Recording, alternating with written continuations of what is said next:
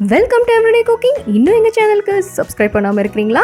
மறக்காமல் கிளிக் பண்ணுங்கள் சப்ஸ்கிரைப் பட்டனையும் பெல் ஐக்கானையும். எப்போது எங்களோட கனெக்டடாக இருங்க அண்ட் சப்ஸ்கிரிப்ஷன் ஃப்ரீ.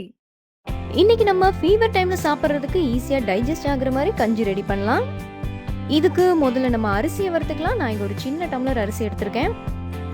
அரிசி நல்லா பொரிய ஆரம்பிக்கட்டும், அது வரைக்கும் வறுத்துட்டே வாங்க. எல்லா அரிசியும் நல்லா பொரியணும் அப்படின்னு கிடையாது, அங்கங்கே பொரிய ஆரம்பித்தோன்னே ஸ்டவ் ஆஃப் பண்ணிக்கோங்க.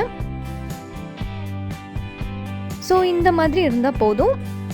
ஆறுனதும் இதை மிக்ஸி ஜாருக்கு மாற்றிக்கலாம். இதை மிக்சியில் பல்ஸ் பண்ணுங்கள், அதாவது ஆன் பண்ணி ஆஃப் பண்ணுங்கள். ஒரு 3-4 தடவை ஆன் பண்ணி ஆஃப் பண்ணிங்கன்னா நல்லா பிரேக் ஆகிடும். அதாவது அரிசி ஒரு 2-3 உடையணும், அது பவுடராக ஆயிடக்கூடாது. இந்த மாதிரி இருக்கணும். அண்ட் இதை நீங்கள் ஸ்டோர் பண்ணி கூட வச்சுக்கலாம்.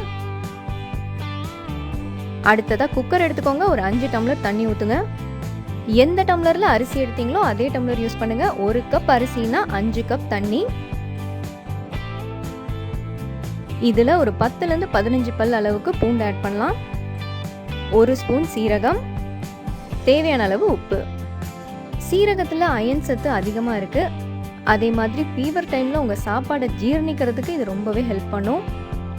இங்கே நம்ம வறுத்து உடச்சி வச்சிருக்கிற அரிசியையும் ஆட் பண்ணியாச்சு. இது கொதிக்க ஆரம்பிக்கட்டும். கொதிக்க ஆரம்பித்ததும் மூடி போட்டு ஒரு 3லேருந்து 4 விசில் வரைக்கும் விட்டுடுங்க. நம்ம உணவில் பூண்டு அதிகமாக எடுத்துக்கிறது ரொம்பவே நல்லது. பூண்டு கொலஸ்ட்ராலையும் ப்ரெஷரையும் கண்ட்ரோல் பண்ணும். இங்கே கஞ்சி ரெடி. பெரியவங்களுக்கு நீங்கள் இதை அப்படியே கொடுக்கலாம். பருப்பு துவையலோடு கொடுத்தீங்கன்னா டேஸ்ட் நல்லாவே இருக்கும். குழந்தைங்களுக்கு கொடுக்கறதா இருந்தால் மத்து வச்சு கடைஞ்சோ மசிச்சோ கொடுங்க. வேறொரு இன்ட்ரெஸ்டிங்கான ரெசிபியோடு உங்களை சந்திக்கிறோம். மறக்காமல் எங்கள் சேனலுக்கு சப்ஸ்கிரைப் பண்ணுங்கள்.